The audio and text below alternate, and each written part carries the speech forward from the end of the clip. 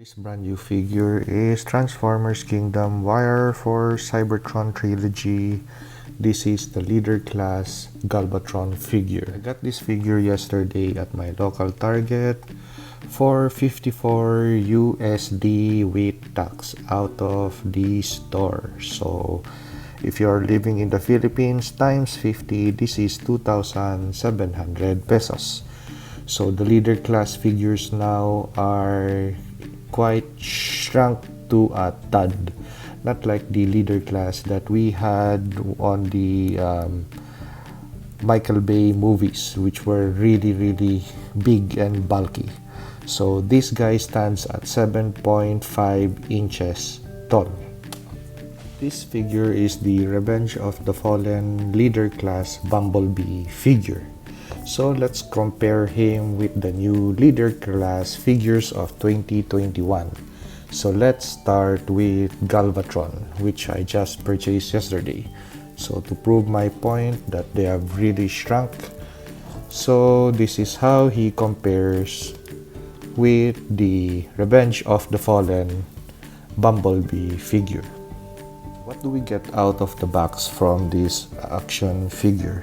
So of course we would expect that this guy would have the matrix of leadership. So this is the matrix of leadership. As expected, it would come in its chained mode because of course Galvatron does not have or is not capable or is not worthy to open or unwield the power of the matrix. Only primes can do that thing. So he would wear this accessory around his neck in the animated movie this way. So that is a really nice accessory that is included with this figure. As for these two pieces over here, if you're also familiar or if you've watched the Transformers animated movie, the 1986 one, then you would know that these two pieces resemble the battleships that Unicron gave Galvatron when he resurrected this guy. So he gave two ships for Galvatron to commander and a fleet of resurrected Decepticons. The main accessory that comes with the Galvatron figure would be this particle cannon. So this particle cannon could still be detached in two pieces. So you could separate the barrel from the main body of the cannon.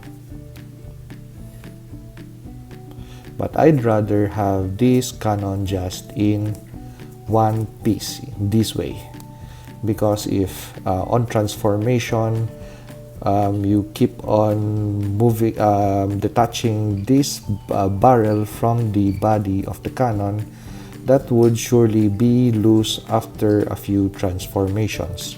So I'd rather just keep it this way. So attachment points on the figure for both arms, we have two attachment points. So we have a forearm attachment, a forearm hole, and we have a bicep hole. So with the other arm.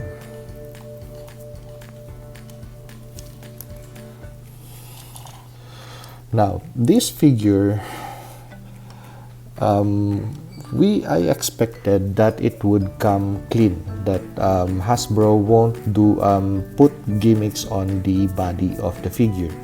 But I realized when taking the figure out of box that Hasbro placed scuff marks or battle damage on the figure. So as evidenced on the chest area, those marks, and on the arms. Some scuff marks would be on the leg area, but majority of that scuff mark gimmick on the around the torso and the arms. Hasbro used a different kind of plastic for leader class figures. So this kind of plastic that we have on this figure seems to be more sturdier and thicker. So you won't be scared of really transforming this guy back and forth in its two modes.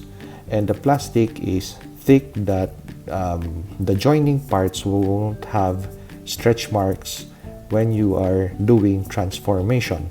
As for gapping holes on this figure, there would be areas that would have gapping holes, but the only two major areas that have gapping holes on this figure would just be on the two forearms. It's because, of course, of transformation when you have to collapse the hands onto the forearm. But as the other areas of the body, it's nice and compact, no gapping holes. For articulation of the figure, we have basic rotation and a little bit of movement of the head. You could nod the head of this figure up and down, but not much. We have a torso cut, so you could move the waist of the figure left and right. However, that movement on the waist is limited by this back piece. So as you could see, that back piece would hinder articulation if you move it that way or this way. So that is the limit of the waist articulation. As for leg articulation, these flaps move away from the figure, so you could move the feet towards your intended articulation point. There's a single point of joint on the knees.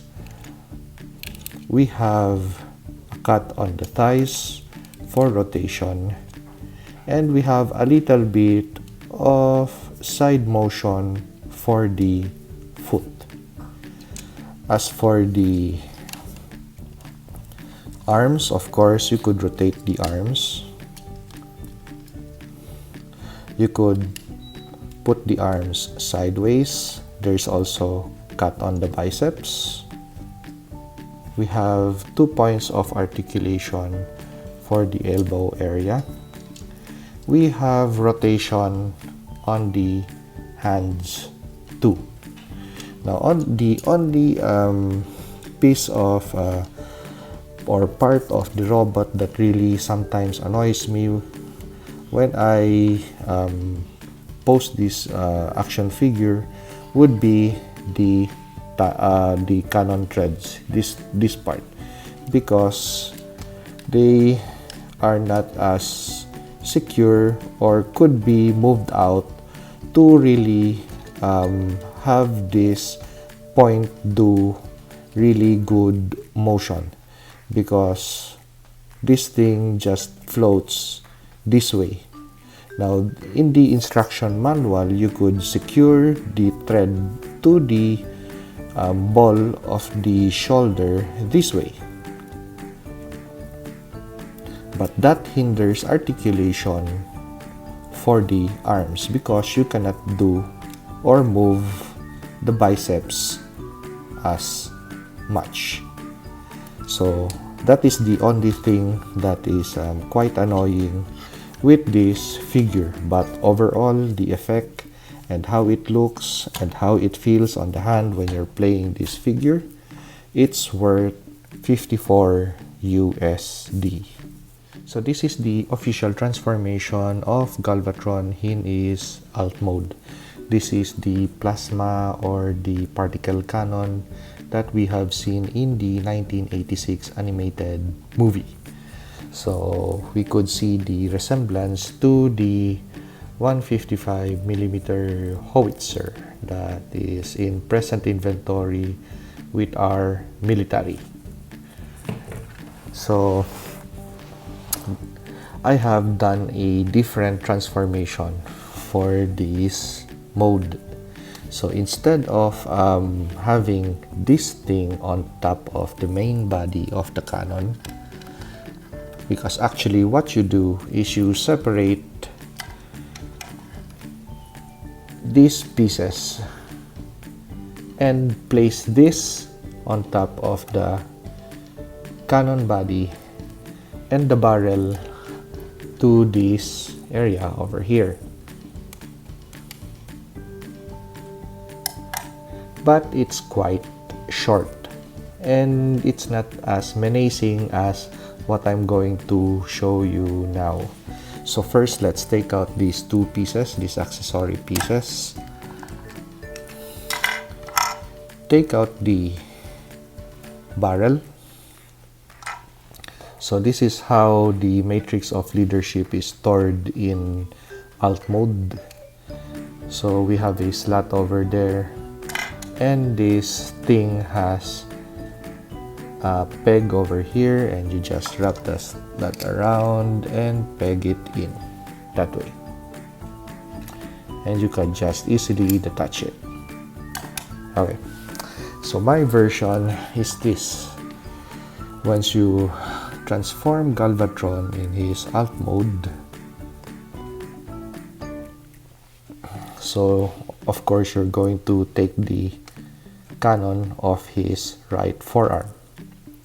Now, instead of splitting this cannon into two pieces and attaching this part on top of over here and this part over there, you just have to use this peg and attach it directly to the main housing.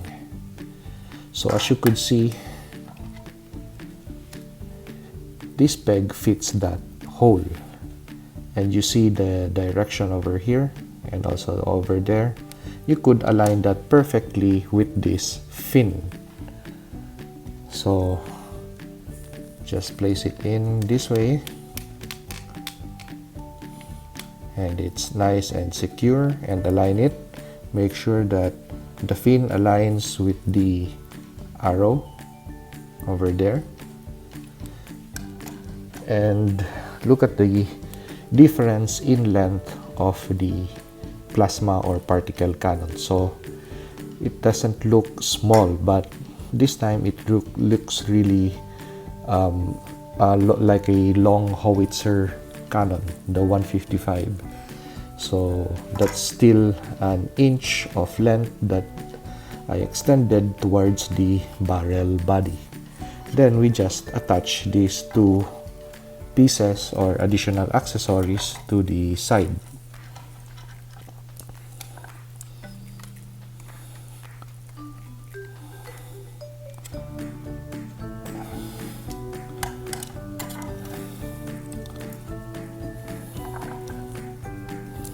And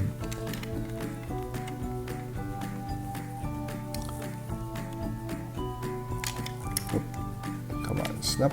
Yeah, snaps nicely. Okay, so as you could see, there is that additional length from that piece, which makes the Galvatron alternate mode more menacing. So you have the option of either putting this thing back here, or just displaying your Galvatron alt mode this way.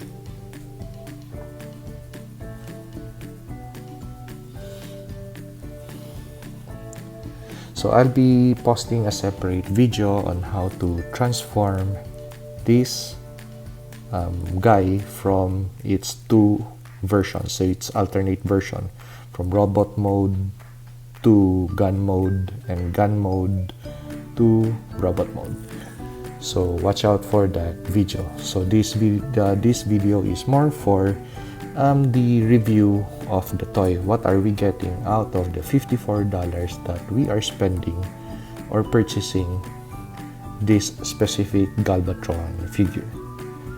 So with the things that I presented, I hope it helps you with your purchase. So see you on the next video.